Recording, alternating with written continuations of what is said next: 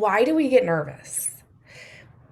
I mean, lots of different things happen at this, when we get on stage and why does it happen? Well, it happens because we care.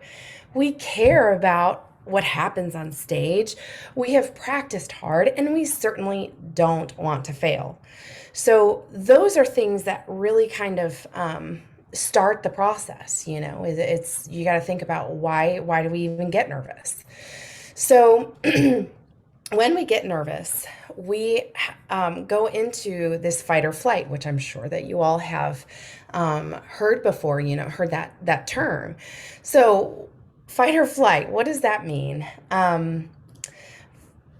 Basically, what is happening in the body is that anytime you're in a stressful situation, whether it's harmful, threatening, or exciting, or fill in the blank. Really, what happens is the adrenaline starts pumping through the body. Adrenaline is released, and it has an effect on the body in different ways. We all have different responses to it. And I think Ani is going to talk a little bit more about that later as far as like the certain things. But we've all experienced different things. So what are the effects of adrenaline on the body? Our muscles start to move. Think about this in a performance setting, we start shaking sometimes, and everyone experiences something different, and that's okay. Increased heart rate, the blood pressure increases, the air passages of the lungs expand, the pupils enlarge, and the body's ability to feel pain and tension is decreased. So there's all these different things that are happening physically and physiologically within the body. And, a lot of people think that the fight or flight instincts, were here because hundreds of years ago, if we were confronted by a bear, we needed that extra oomph of energy and wakefulness, alertness to handle it and cope with it. However, it has not gone away, and it's not going to go away. The adrenaline response is still here, and it's for many purposes, but I'm going to try not to go too much on a tangent on this, but one thing that I want you all to realize is that adrenaline can be used to our benefit, and we can use that energy, that extra heightened awareness if we wanted to. It does, seems to be kind of annoying, and different things might happen, like our hands get sweaty, or our breathing changes, or we can't feel our tension, or whatever, or we change when we're performing. The way that we see the music changes sometimes, and things like that happen. But it is actually documented that whenever we are in a stressful situation of performance, when we have an adrenaline release, then it actually betters our performance. So I don't want you to have the association of, oh my goodness, when I get on stage, all these horrible things happen. They're actually, like, the adrenaline rush is good for you. You just need to know how to help it, or how to work with it, excuse me. All right, so how do you work with it? How do you control these physical responses? Okay, so that's what we're going to dive into, and we're going to use some principles of body mapping as we do that. Inclusive awareness. So how do you learn how to control those physical responses when you get on stage? You have to be aware. You have to be aware of everything that's happening inside your body and mind, and aware of everything that's happening outside of your body and mind. So, sometimes we get in performance and, we hear somebody opening a butterscotch, or somebody came in late and we see them and it distracts us, that kind of thing. If we can practice this inclusive awareness in the practice room, then we're not going to get as distracted when we're on stage. So it is something that we have to develop, and you start small, and you when you're practicing, you allow yourself to take in everything. So for instance, oh, I hear somebody practicing next door. Oh, okay, great. I that's wonderful. Okay, I hear somebody talking outside my door. I wonder if they're listening. You know how sometimes we kind of go on these little tangents in our mind and these little rabbit holes, um and if you just allow yourself to take it in and keep going with your music making, it is going to help you and help prepare you for when you get on stage and you have some sort of distraction there. So that is what we're going to basically talk about today, is trying to figure out how we can have this inclusive awareness. Now, in order to achieve that, this inclusive awareness, we need to do a few things. Oops, excuse me. I have a very fancy mouse, and so sometimes the mouse, I hit it the wrong way, and it just kind of skips slides. Okay, so we must train ourselves to use this inclusive awareness. So how do we do that? Um, we need to map all of our senses and then train each of our senses. And basically, we do that by asking a lot of questions. So I have some examples of that. First of all, making sure that we have all the senses mapped. And I know that this might seem silly to some, but a lot of times we leave off the touching, movement, and balance part of the senses. We're very aware that we need to see the music, that we need to hear the music, and we need to hear ourselves playing the music. But a lot of times we are not aware of how our balance is, of how we're moving, like what's the quality of our movement. And we're also not aware sometimes of the touch. Like, okay, am I like really hitting these keys hard? Or, and do I feel the air underneath in the where the tone holes are?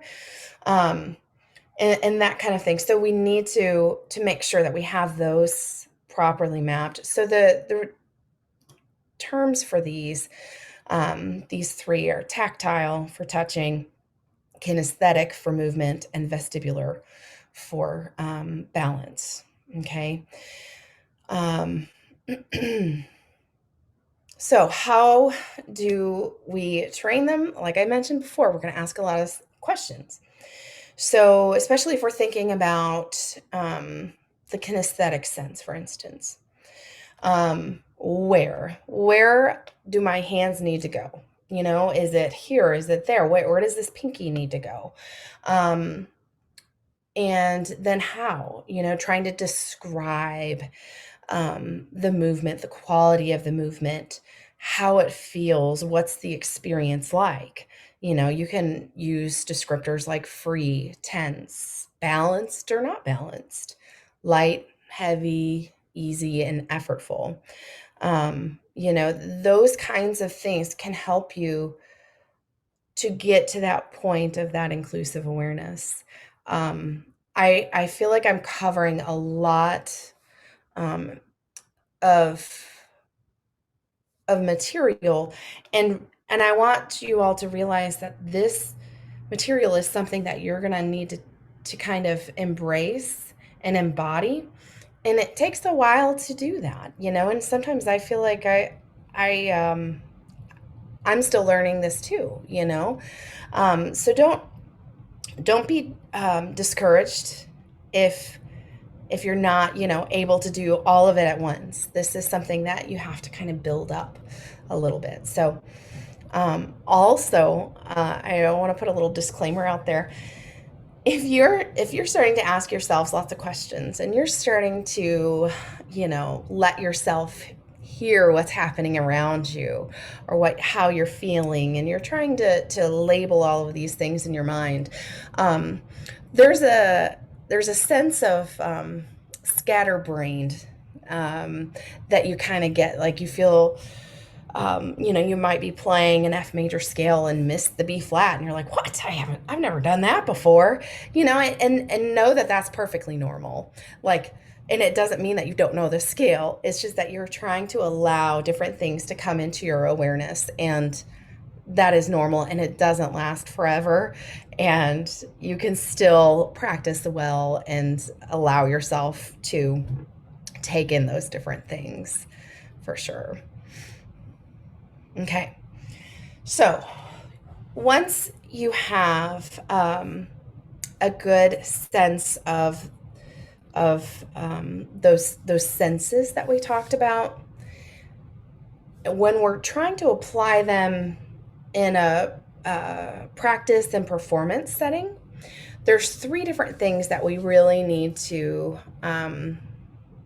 go through the process of. Okay. The first is sensitivity.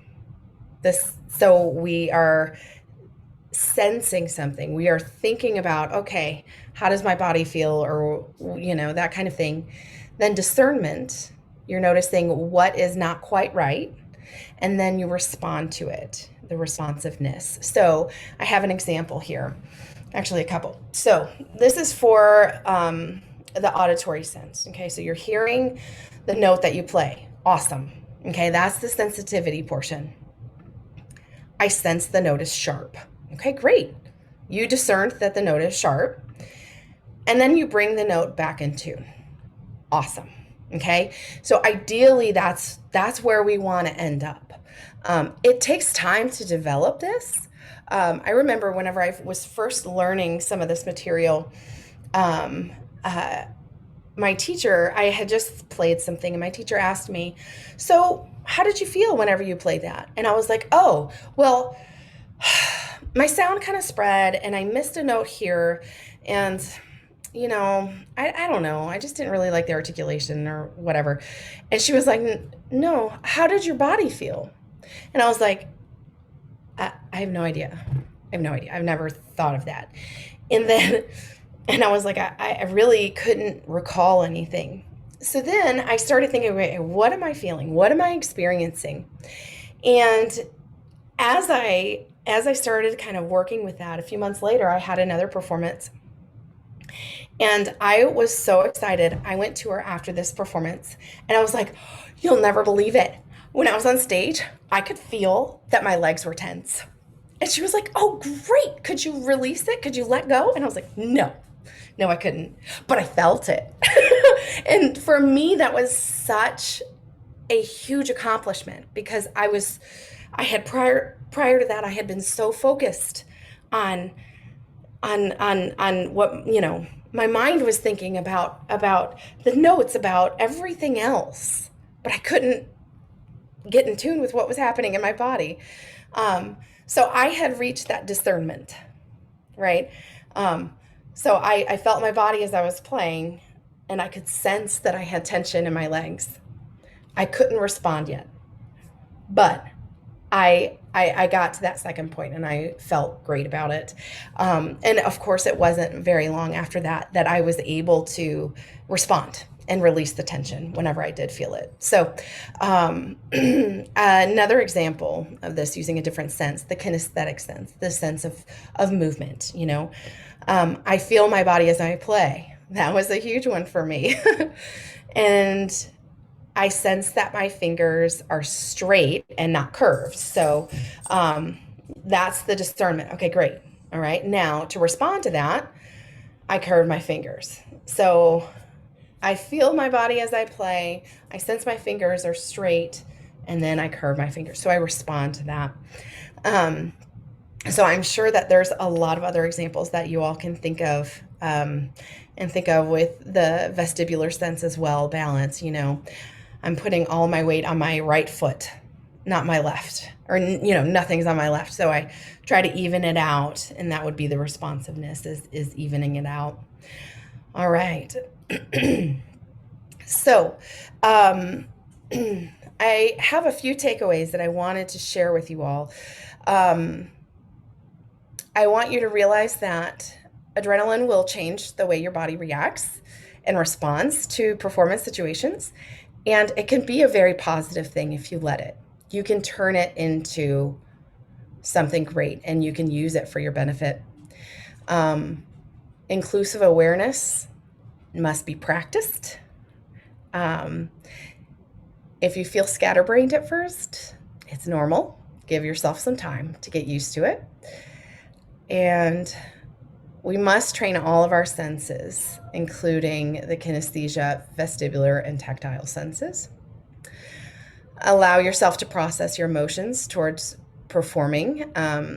It's more efficient to recognize that you may have certain feelings um, about performing, whether it's nervousness or excitement or whatever, versus trying to pretend that they don't exist. You must accept it and go forth with it, and kind of work through it.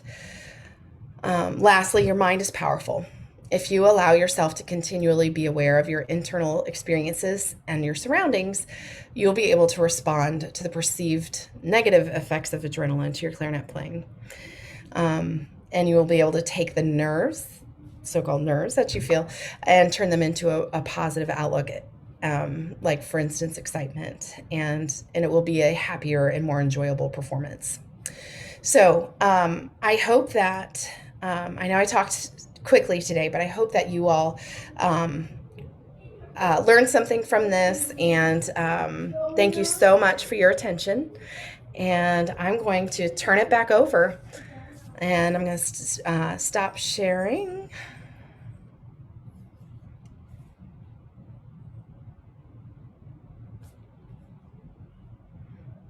Let's All see. right. Okay. There we go. Hi. Thank you so much, Jackie. That was such good information. I think it's a really great jumping off point for us, and it's going to be very, very helpful. I do believe Jackie has a handout for us that I can distribute to those of you who are interested in it later on. So thank you so much, Dr. McIlwain. All right, next we have Ani Berberian talking to us about audition-based anxiety.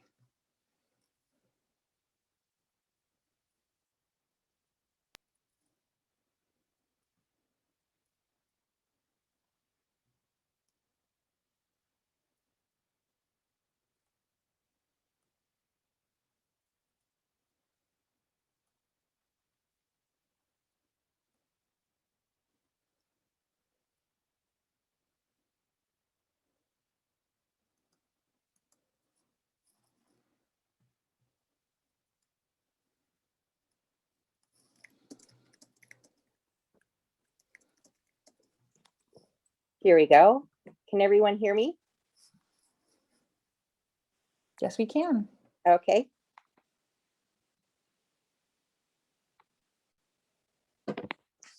So once again, my name is Ani Berberian, and I'm a member of the United States Air Force Band in Washington, D.C. And I have taken many auditions in my life. And so I was very honored to speak about performance anxiety and using it for your advantage. So picture this scenario. You've practiced for weeks and it's time for the audition. You've got enough sleep, you've had a great breakfast, you have a great read, and you are prepared. So you pull up the first excerpt and your mind just completely draws a blank. You start to panic. You feel your heart racing, you feel your breath becoming shallow, and you're asking yourself, what's happening to me? I'm totally prepared for this. And so you start playing and you reach a technical passage in the etude and you ask yourself, did I just choke under pressure? It's happened to me more than one time in my life, and it happens to the best of the seasoned professionals in the music business. And so let's talk a little bit about what performance anxiety is. And performance anxiety is a state of nervousness experienced before or during participation in an activity taking place in front of an audience. And so really any situation can induce performance anxiety, from taking a test to running a race. Even elite athletes still experience performance anxiety. And believe it or not, for me, it's parallel parking, because as a Midwesterner moving out to the East Coast, I haven't had much experience with parallel parking. And so when I have to parallel park, I get a case of performance anxiety, especially when other people are watching. So it happens to the best of us, and it's a normal, natural reaction to a big event that we've all been preparing for. So really, there are two things that are really in tune with performance anxiety and why we have it. It's because we're worried about our ability, and it's any situation where we want to do our best. And if it's a situation, especially if you're winning a job and there's potential future income as well, that can create even more performance anxiety because there's actually more laying on the line. So we're going to talk about symptoms of performance anxiety. And some of these include fast heartbeat, shallow breathing, sweaty or clammy hands, and as Jackie mentioned before, the flight or fight syndrome, and also fear of failure or lack of acceptance. So it's not only physical symptoms that we experience, but it's also mental symptoms that we experience as well. And our mental state is just as important as our ability, our talents, and our physical state as well. And if our mental state is not properly managed, it can overwhelm even the most seasoned professional. Simply anticipating a stressful event can cause anxiety, and it brings on a feeling of being threatened or experiencing pain. And we'll talk a little bit about that later.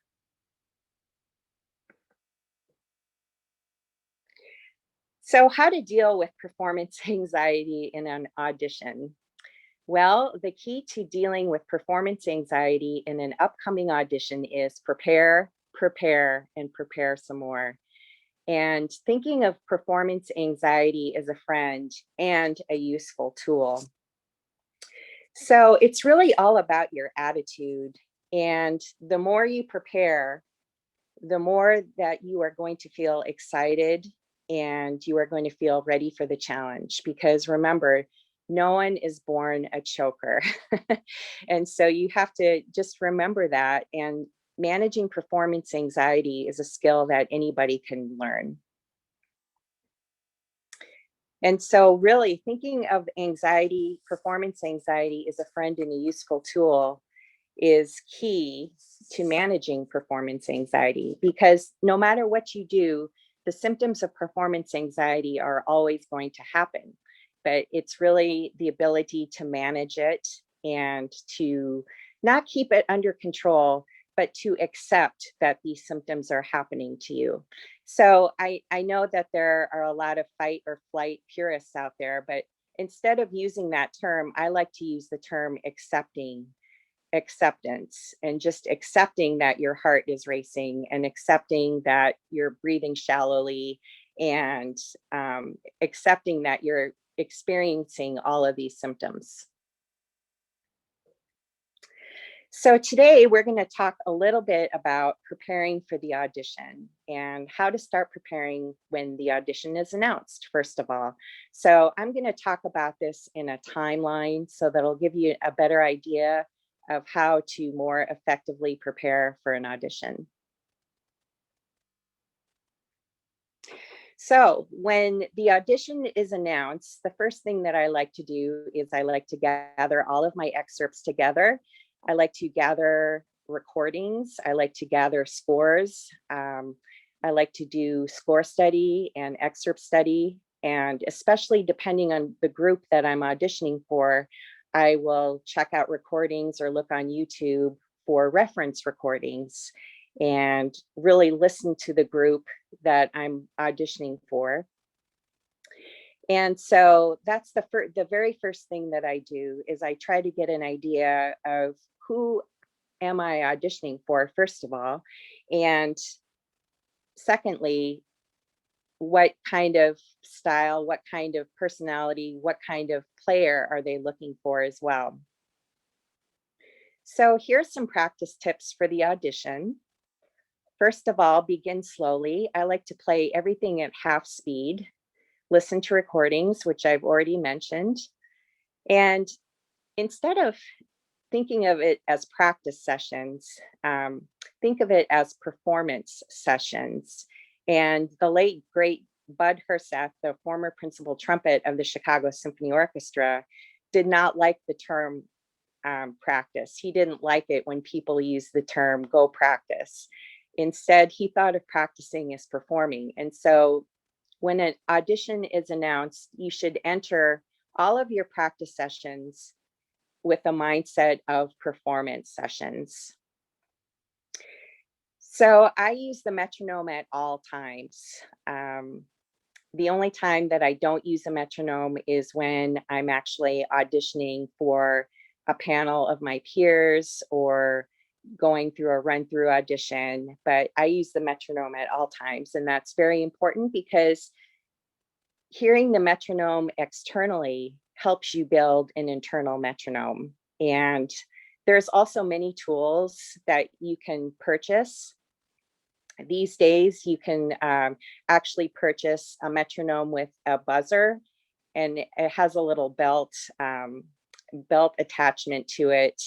I totally forgot the name of this attachment, but it actually buzzes with the metronome so that you're actually feeling the metronome.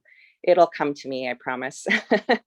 And so using the 5-in-1 method is a great method to use when you're practicing. So it's basically starting out at half speed and increasing the metronome by either 4 or 8, and just increasing the metronome very slowly. And then you perform the excerpt like that 5 times, and then you see if you can play it up to speed 1 time. But I don't recommend this method until you've, especially for very technical passages, until you've actually spent a lot of time working out the kinks very slowly. So as I mentioned before, perform, not practice. And I actually like learning, some people may not agree with this, but I actually like learning the excerpts faster than what is required, because when I'm in an audition setting, I feel a lot more comfortable performing it at the desired tempo. And so I really push myself to learn the excerpts faster than what is required of the metronome markings. And always record yourself all the time. People don't like to record themselves because it's very difficult to listen to yourself. But the more you do it, the more, the easier it becomes actually. And you learn to be less of a critic and be more accepting of what you need to work on. And so if you can approach it from that mindset, it's very valuable. It's a very valuable tool, because you actually, we perceive we're hearing something, but in actuality, it's more than not much different than what we're perceiving it to be. So record yourself. There's no excuse really. You have your cell phones. You can easily record yourself on your cell phone, and it's such a valuable tool. You learn so much more. In fact, I think I learned twice as much recording myself than I do just using the 5-in-1 method or listening to recordings. And so it's a very valuable tool to use. So now we are at a week beforehand. And so this is where it's very important to visualize yourself performing the audition. Visualize what the hall will be like, if it's hot or cold, if it's a big space, is it live, is it dead? And just visualize yourself performing the audition and run through all the excerpts in your head. And that will help you a lot in preparing the audition for the audition. This next point is very important. Perform many times, if possible, for as many people as possible. So the more you actually do a panel audition in front of people, the more prepared you will be, and the less you will overwhelm your brain. And actually, speaking of the brain, what we're talking about here is the prefrontal cortex part of the brain, and that's the decision making and attention getting part of the brain. And once the prefrontal cortex is overwhelmed, that's when you start experiencing symptoms of performance anxiety. It's very, you start making decisions while you're playing excerpts, and that's not exactly what you want to do. So how you counteract that is actually through routine.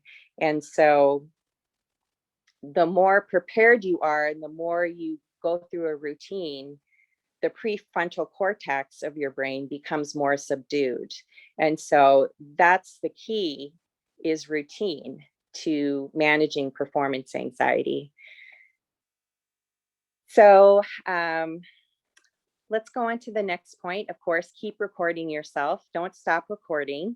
Record all of the mock auditions that you do with your make-believe panels.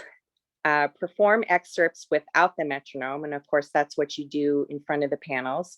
But take a couple runs through it without the metronome when you're not in front of a panel. I think that's very valuable too. And then always record those sessions as well.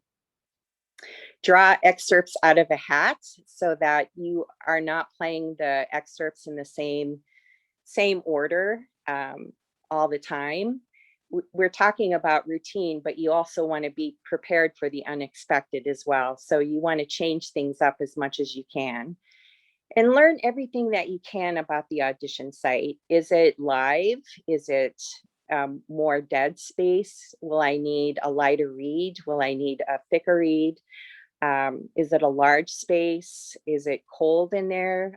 So learn everything you can, maybe from others who have auditioned there, or maybe somebody who has an insight to what the hall is like. So here we are to the day before. So it's important to take care of your physical self as well as your mental self. Hydrate, hydrate, hydrate. And I just cannot emphasize this enough. The more you hydrate, the less dry mouth you will have. Get plenty of sleep. I know it's sometimes very hard to sleep when you are getting ready to take an audition. There's a lot of white noise apps on Apple or on Android that you can utilize to help you get to sleep. Continue to visualize your audition. And if possible, I know this isn't always possible, but if it is, see if you can play in the audition site and select the best 3 reads. And sometimes when you're auditioning for a school chair, you can go into the band room and do that. Not so much for orchestral auditions or band auditions, but if you are in high school or junior high, or even in college, see if you can get into the audition site and play a little bit if possible. Continue to play the excerpts slowly. I play all of my excerpts at half speed every day. And it's important to do that because we're all Olympic athletes, really. We're all training much smaller muscles. And while people in track and field or gymnasts, they train much larger, less muscle groups, but we're still athletes. So consider yourself as such and take care of yourself as such as well.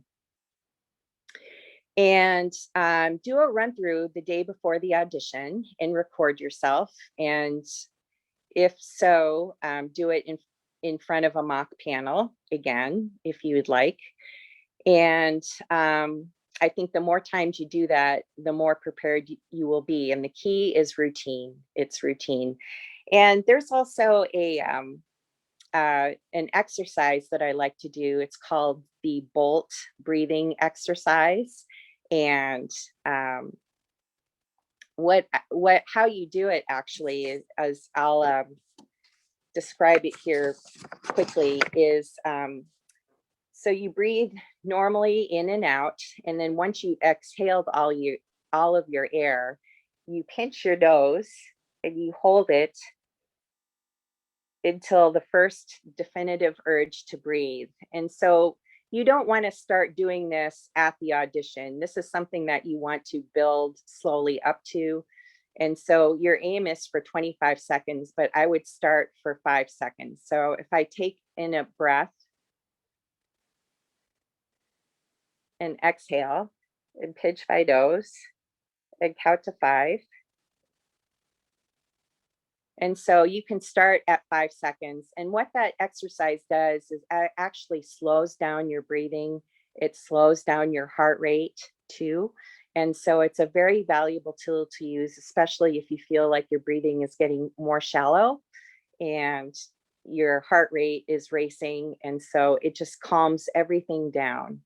And it's a great exercise to use. And so you have to, like I said, you have to practice this exercise because it takes a few weeks of practicing this consistently to get up to 25 seconds.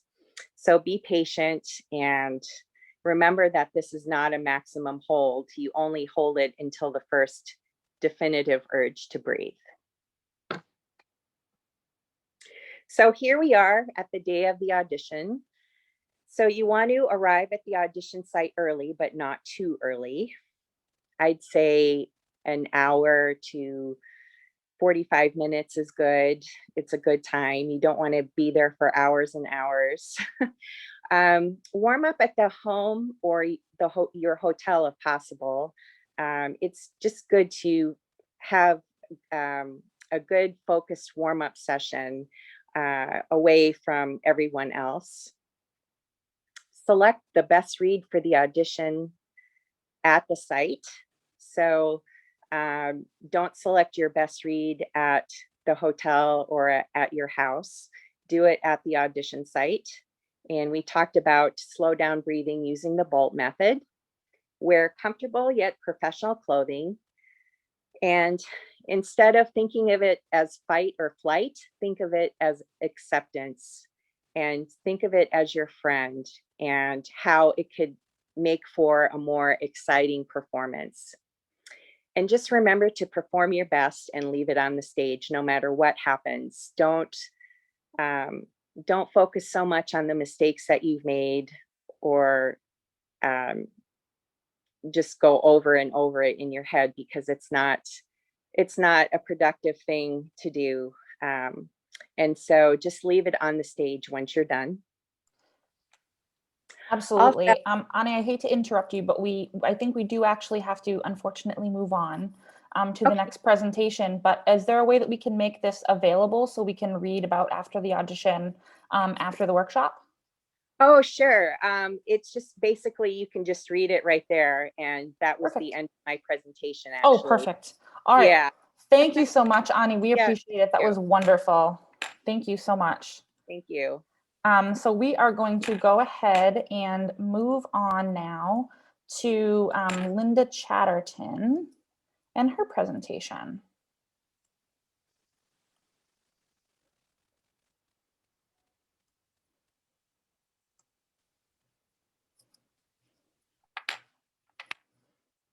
All right, Linda, are you still with us?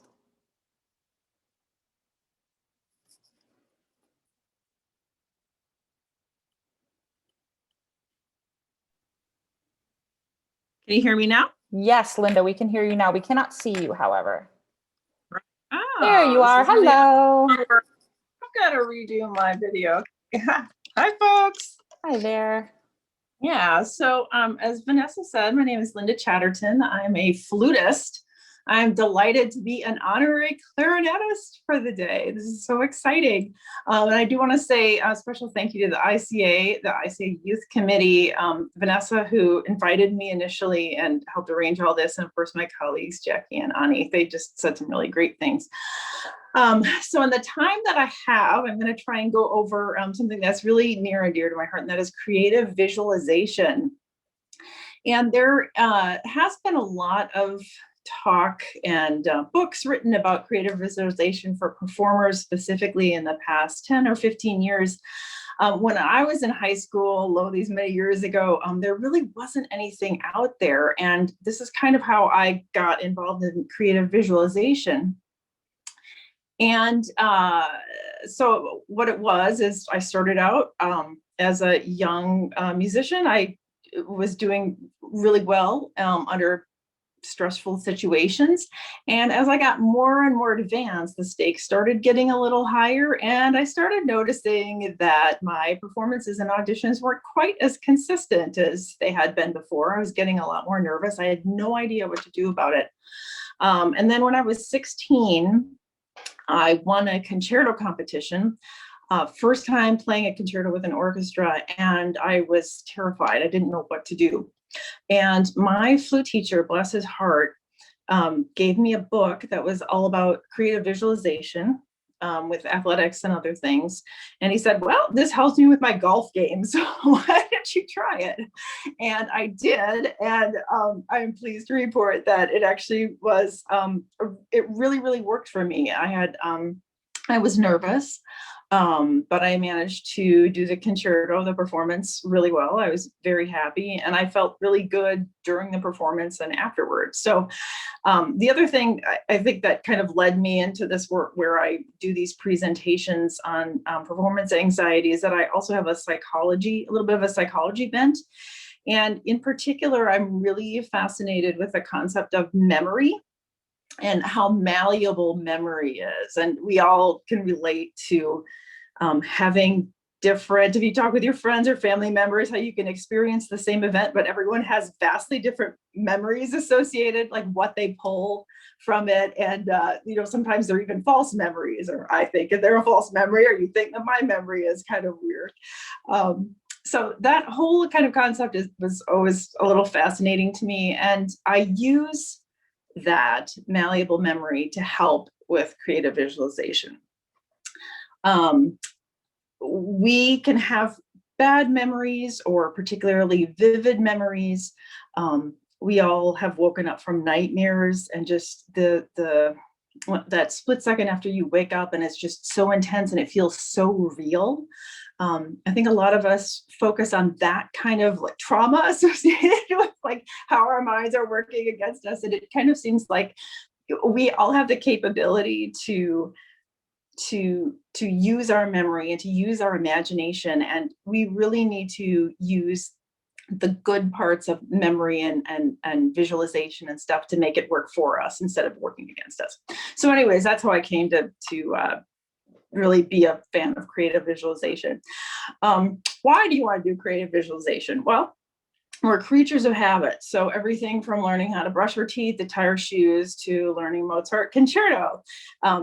Our brains, when we're working on these things, we have an unsuccessful attempt and we forget about it, and then remember the successful attempts. And pretty soon the successful attempts outweigh the unsuccessful attempts. A habit is formed. And then now we can brush our teeth, hopefully, most of the time without thinking too much about it. Hopefully in a Mozart concerto, maybe not thinking too much about it either. I don't know. So that's what creative visualization is great for, is solidifying habits. And I really like doing that because you can solidify the habits sort of in the comfort, I guess, of your own being, instead of just hammering away in a practice room. There's a term called proactive interference that happens when you are learning a new skill. And basically what that is your brain after a while just gets tired of sorting the unsuccessful attempts from the successful attempts. And then it's just like, I give up. We've probably all been in this situation where you're just practicing and like nothing is getting better. So your hands are getting fatigued, and then your brain is getting fatigued too. The thing about creative visualization is that you can work on building habits without that kind of proactive interference, because you're just concentrating on what you do want. The other thing that is great about creative visualization is that you can focus on what you do want. So you kind of reinforce what you intend to do. So you want to make your intention of what you want to say with the music how you want to feel with the music, all of these good things associated with a performance, your ideal performance, you want to have that be at the forefront. And if you do that enough in your mind's eye and you can produce that on stage, that's kind of the ideal performance situation. And number 3, creative visualization is just really, really fun. It's enjoyable. Like I said, it kind of takes you away from just like being inside yourself in the practice room where you're like practicing, practicing. It's really creative. It's enjoyable. You can load your visualization with all sorts of non-musical things or things that emotionally resonate with you. So creative visualization is basically getting into a really like relaxed state, receptive state, and you are going to, just like an athlete, visualize your performance from A to Z in your mind's eye. And ideally, I like to do it right before I go to bed at night because I'm already like kind of relaxed, and I think it just makes it a little bit more interesting to be sort of creative. And then you fall asleep, and then you might dream about it. You wake up, it just kind of like keeps things churning overnight. But you can really do this at any time. You want to, like I said, be in a very relaxed state, away from your instrument, ideally. And then the sky's the limit. But before you go into that creative visualization, you really do need to know the music as well as possible. It's very difficult, I think, to kind of do this sort of performance preparation if you're still struggling with the notes, a big portion of the notes.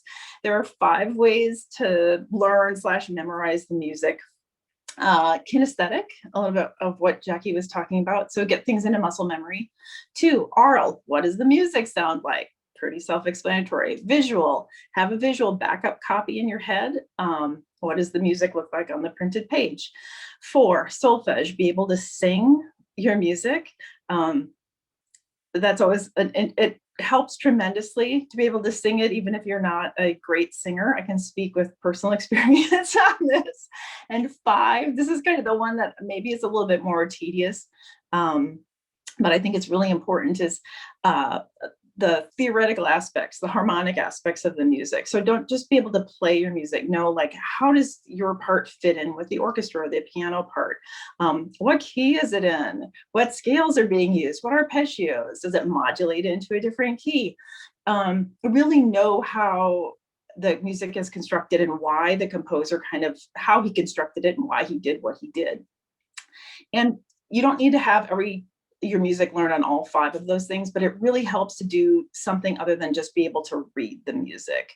I can just, again, speak with like personal experience. There's like a lot of times where people think, oh, I have the music learned, and you get into a pressure situation and then everything kind of flies out the window because you didn't have it learned quite as well as you think you did. So very helpful to know the music, at least like on 3 of those. And I guess that's kind of what I use for a benchmark. And I know that if I know how the music is constructed, it's in muscle memory. Obviously, I know what it sounds like. And then I kind of have a visual backup copy. I know that if something weird happens to distract me in a performance situation, and one of those things, I lose it. Like if you're memorizing something and you just like freak out, you've got like a visual backup copy or something to kind of grab onto. And how I've got the music learned is sort of like a little roadmap of like all these little different pieces and methods of learning things. And then I can go on stage knowing that the music is learned really well. Okay, creative visualization. Get yourself away from your instrument, be in a relaxed state. I have my eyes closed and I practice deep breathing, like yoga breathing, or at least you could think of it as like deep breaths, inhales, hold, exhale, whatever can kind of get you into a relaxed state.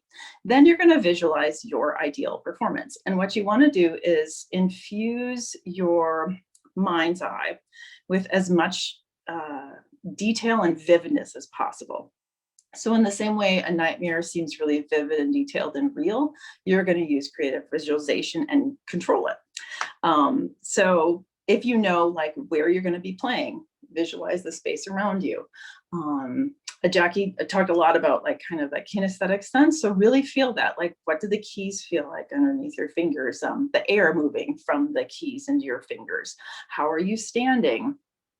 These are all really, really good things to kind of internalize and have such a vivid recollection, particularly if you get into an audition situation where you may not know where you're going to be playing or who you're going to be playing with. So that kind of interior sense of you as a performer is really important. But if you do know where you're playing, that's awesome, because you can kind of like build the theater in your head, who's going to be in the audience. And most importantly, as you're going through your performance, and like real time, or, again, our brains are really kind of adaptive. It might not be real time, but it doesn't matter. Go through your performance from start to finish. What do you want to say with the music? What kind of emotions do you want to present? Is there anything as you're going through that really speaks to you? I like to work with colors. So what kind of color do I want to get in this particular sense? I have pieces that bring back memories of like certain things about my childhood, especially pieces that I have revisited after taking 20 years off. And you kind of, again, create a roadmap of the piece with like your internal wonderful experiences. And it's not so much that your audience is going to get this, but it's going to be something that you are committed to, and the audience is going to sense that commitment. And that's a really, really valuable thing. It's what creates connections between musicians and their audience. So I think it's just like really, really, it's a really beautiful thing. I think Jackie had also mentioned something about inclusive awareness about distractions. And I think that's also really important when you're, all performers, we all have distractions happen. And the thing is to be aware of them, but not be negatively affected by them. And so when you're doing these visualization exercises, you actually like get kind of something's going on and it's like distracting me, or, an audience member coughs. I always just tell myself, I'm going to acknowledge this and I move on. So again, you make the intent of what you want to say your number one priority. Know that distractions will happen, and you just have to train yourself to roll with it. Habits like creative visualization, psychologists say they take 21 days to kind of create a new habit. And that's a good benchmark. So if you have a big audition or something like that coming up, work on these kind of things 3 weeks or so before. And then as you get more and more comfortable with it, you'll learn, oh, hey, I can do this in 10 days, or maybe I need 2 months if something's really, really important. So that's kind of creative visualization in a nutshell. It's an immense topic. And if anybody has any questions or wants me to elaborate, I think Vanessa has said there's going to be a little bit of room for discussion. So I'll just turn it back to her. Absolutely. Thank you so much, Linda. So we are going to go ahead and do some sort of roundtable questions with all of the guest artist panelists. Just to kind of sum up some of the things that we've been sort of discussing and get their take on some of the different things that that I think really connect all of these different topics. So, Ani, are you with us? I am. All right, there you are. Hello. Perfect. Hello. All righty. So the very first question that we have for all of you is that many performers have described a sort of a breakthrough moment with regard to nerves. And I think Linda discussed a little bit of what one of hers may have been. And it's with regard to performing. What was that moment for all of you, and how are things different for you after that point as performers? And if we want to go in the order of Jackie, Ani, and then Linda, just like the presentations, that'll just keep things flowing. Sure. Well, I think one of the most transformative experiences that I had was actually not too long ago, several years ago. At this point, I had already gone through all of the things that I had mentioned in my presentation. And I had gone to a lecture that talked about inviting the audience on stage with you. Because I think one of my biggest issues is I'm always concerned, well, what do the audience think? So-and-so is in the audience. And so my mind kind of has a tendency to go down that rabbit hole. And someone mentioned the idea of welcoming the audience on stage with you and be like, hey, I have this piece that I've been working really hard on that I really love, and I want to share this with you. And I want you all to be a part of that. And as soon as I let myself accept that. It was kind of nerve wracking at first, but as soon as I accepted that and I was like, okay, I'm going to do that. Why not? And I went out there and I tried it, and it was so much fun. It was so much fun, and I wasn't scared anymore. I wasn't scared about, oh, what does this person think, or what does this person think? It was just like, hey guys, like, we're gonna have fun together. And so I approached it in that way, and that was probably um, something that really changed the way I think about performing now, um, and a big Thank, memory for me. thank you so much, Jackie. It's very personal. I really appreciate it. Thank you. All right, honey, how about you? You're muted, Ani. Thanks for that. Thank you. Can you hear me now? Yes, we can. Thank you. I don't necessarily think that there was one defining moment for me. I think for me, it's been a very gradual, long process, especially performing with the Air Force Band, where we're constantly performing, constantly learning new music, and where we have a lot of time pressure to learn new music correctly. And so it's, the more that I've done that, I think the more that performance anxiety and being able to manage it has become a lot more, it's a lot easier for me. And especially when I think about what I'm doing and how I'm using my gifts and how I'm interacting with the audience. I have opportunities at intermission during concerts to interact with veterans and with people who travel miles to hear our concerts, and that's so meaningful. And so once you think about what you're actually doing and what you're actually providing and giving to people, and using your gifts and talents in that way, I think it really helps calm you down and really puts things into perspective. That's a super beautiful way to look at it, honey. Thank you so much. All right, how about you, Linda? Yeah, aside from, the aforementioned concerto opportunity, I kind of agree with Ani, is that it's like sort of a process, and I've appreciated it more as I've gotten older.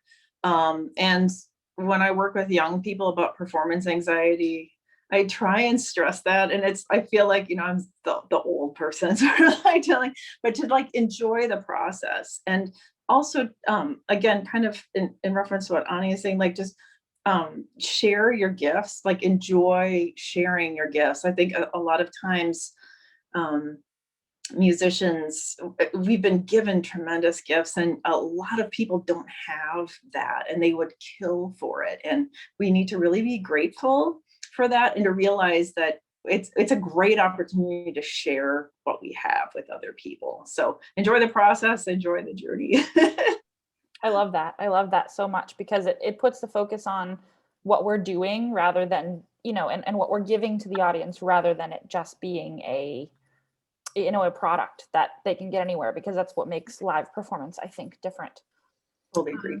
The other question that we have for all of you, and again, we'll start with Jackie and go to Ani and then Linda, is what is the best advice that you all have for those who struggle with performance anxiety as a first step to take when deciding that they're going to tackle it?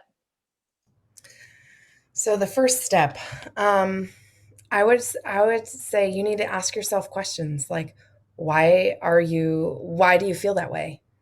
And I think some self-reflection is going to be very helpful. It's going to be a helpful tool to figure out what you need, whether that's, to talk to someone or to practice more, or maybe you need advice on in a certain area, but just to try to do some self-reflection and figure out why you're experiencing that anxiety, is what I would say. Thank you so much. You're muted, Ani. Thank you, Jackie. Thank you. I agree with Jackie. I think there's some self-reflection involved, and you have to ask yourself this question. And I asked my question a lot is, what's the worst thing that's going to happen to me if I miss a note? Is somebody really going to remember the note that I missed if I played everything beautifully, if I played everything stylistically? And so that would be one attitude shift that I would recommend. And the other is to record yourself frequently and just become comfortable with listening to yourself. And I think that will help you accept more of where you are in your musical journey. And also it will relieve those inner critics that you have in your mind. I think the more you record yourself, the more you listen to yourself, the more accepting of yourself you become. And that's so key, the acceptance. Thank you so much, Ani. All right, and we'll finish up this question with Linda. Yeah, I would say, again, it's, performance anxiety or anxiety while like sharing something of yourself is so deeply personal. And so it's not really a one size fits all, whether or not, it's, I need to prepare more, or I need to not be so obsessed with practicing. I need to practice more. I need to practice performing more. I am naturally an anxiety-ridden person, and this is exacerbating it.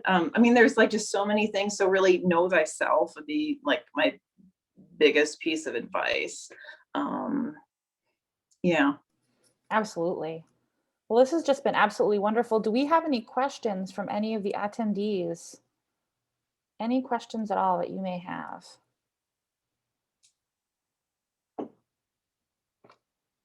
All right, going once, going twice. This is your moment. If you do come up with any additional questions, please feel free to pass them on to me, and I would be happy to pass them on to our guest artist panelists.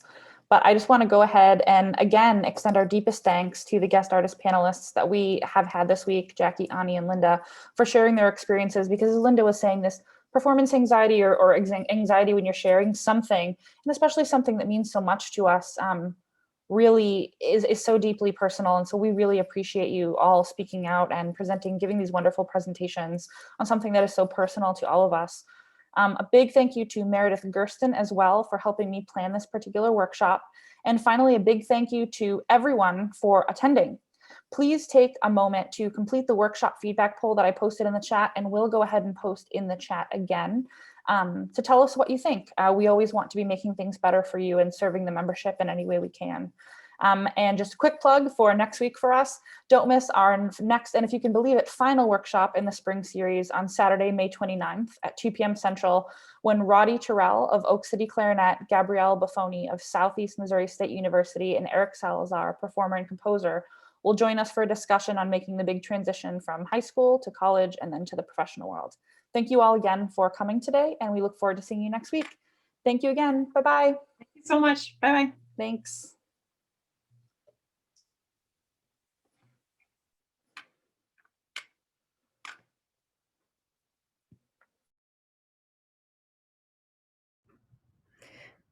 Vanessa, thank you so much.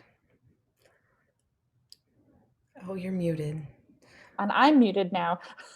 It really has been such a joy. Thank you all so much. I mean, this has been such a good time. I'm just gonna go ahead and post this little link before I forget, because I will forget before everybody leaves. For all the hard work, Vanessa. Absolutely. It was such a joy to have all of you. Linda, I think she dipped, but it was, that's all right. We went a little bit over, but I really appreciate it. I'm so sorry that I had to cut you off, Ani. It was so good. And I want to hear the rest of it myself. That's all right. I was on the last slide, so I'm so sorry that I went a little over. No worries. I mean, I think it was all great information, and it was really excellent. So thank you all so much. So much. We will be, I've recorded this, and I believe it will be going onto the ICA YouTube channel. So I will let you guys know when that's there. But thank you again so much. I really appreciate it. Have a good week and a good afternoon. Thanks, you too. Thank you. Bye-bye. Bye.